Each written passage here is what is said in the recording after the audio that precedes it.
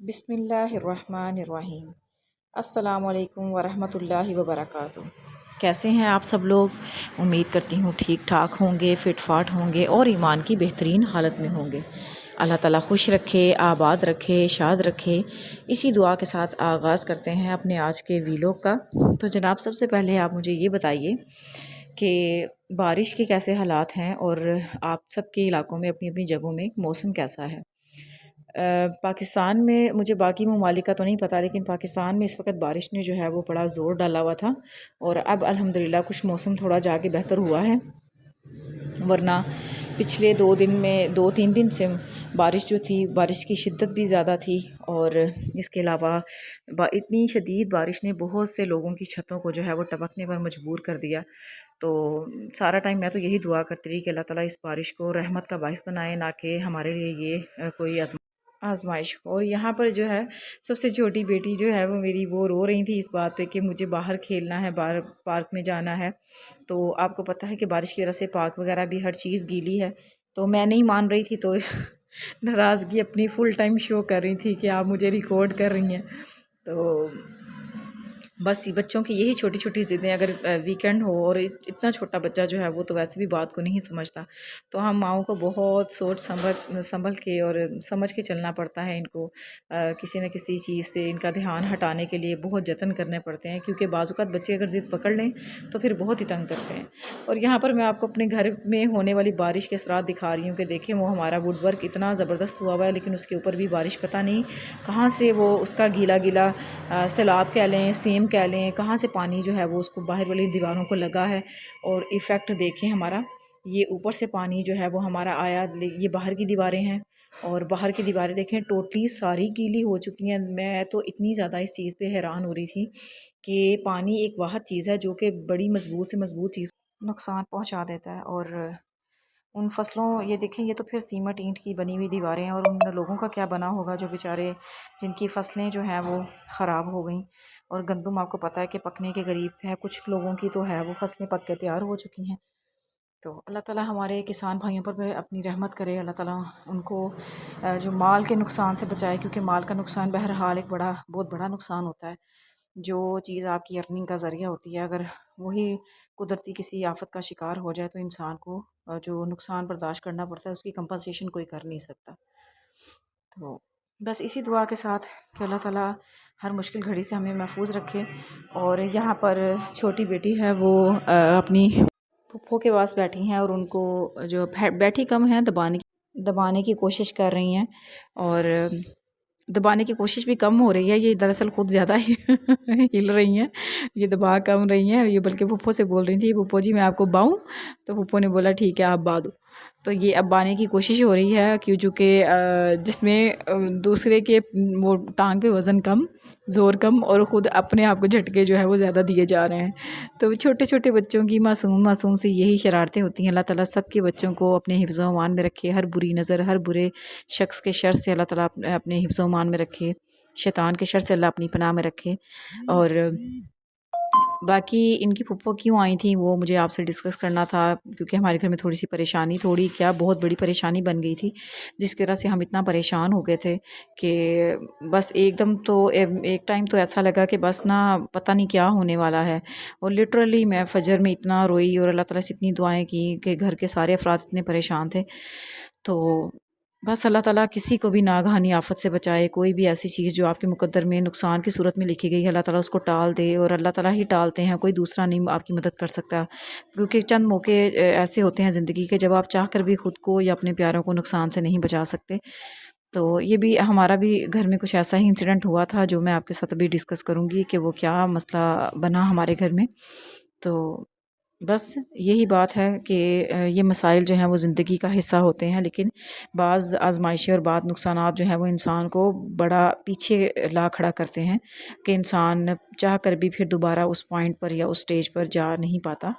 तो हुआ ये था कि दरअसल आप देख रहे हैं कि छोटी बेटी की शरारतें भी साथ साथ जारी हैं, तो मैं आपको बता देती हूँ हुआ क्या था। हुआ ये था कि हमारे आपको पता है कि बारिशें 2-3 दिन से मुसलसल हो रही थी, तो जानवरों को जो हम चारा जो है वो डाला जाता है, वो चारा चूँकि कटाई अब बारिश जब रुकेगी नहीं तो चारा कटेगा कैसे? चारा नहीं कटेगा तो ज़ाहिर-सी बात है कि फिर वो जो मंडी में चारा मौजूद होगा थोड़ा बहुत वो शॉर्टेज से होगा, तो उसकी कीमत भी बहुत ज़्यादा वो अपनी मर्ज़ी से रखेंगे।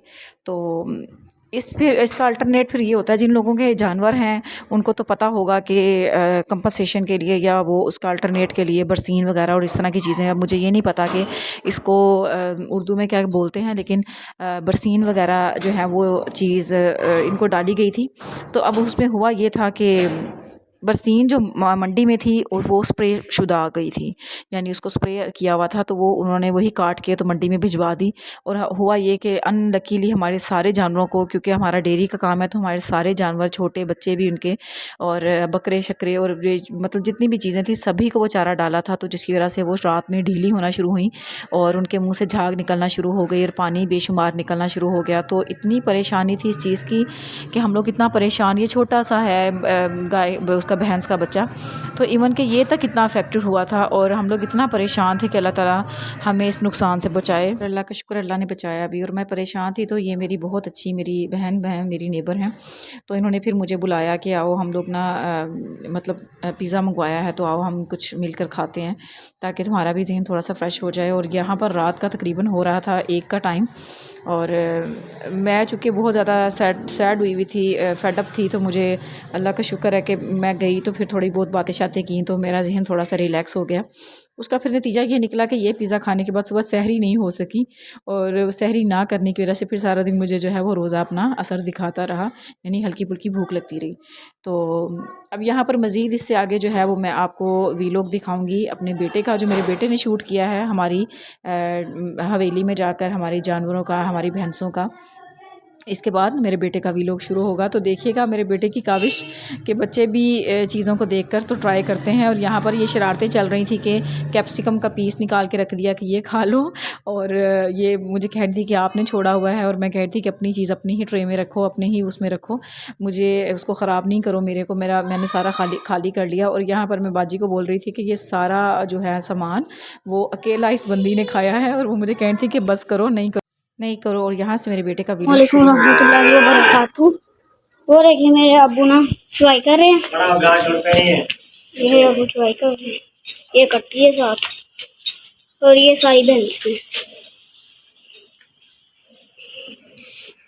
ये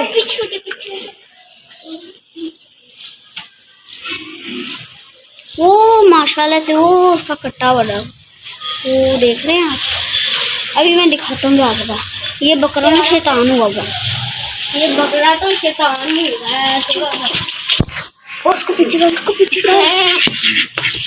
ये बतखें माँ छोटी छोटी, ये माशाल्लाह से जिसका हम वो देख रही है, वो गाय जो अंदर बंधी हुई है, ये उसका कट्टा है, जो सारी गाय हैं।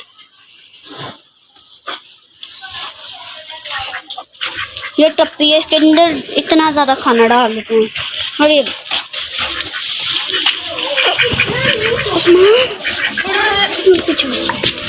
ये देखिए चलाने मारता रहता है, चौकर हिला रहे हैं। ये देखे वो मेरे अब्बू चुआई कर रहे हैं। फिर ये देखिए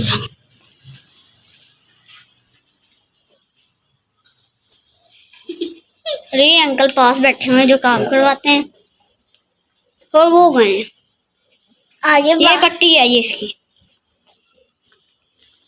ये कट्टी है। वो अभी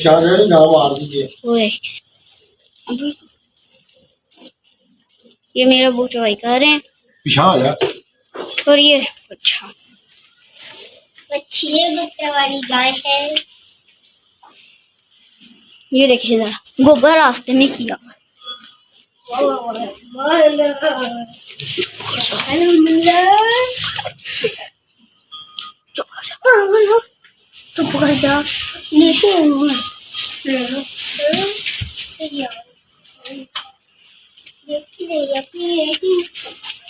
कट्ठा।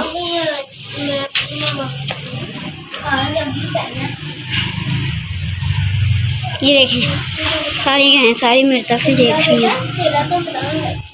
ये कैन है जिसके अंदर हम दूध डालते हैं, वो देखें। ये पट्ठे हैं बकरों के लिए, ये ढेर सारे बकरे ये पट्ठे खाते हैं।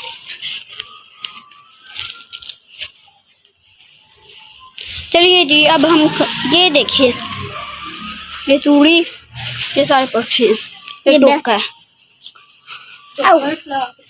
चलिए जी अब हम घर से शुरुआत करते हैं। ये पूरा कि जहाँ जहाँ अंकल नहीं सोते वहाँ वो खुला पड़ा हुआ, ये वो वैसे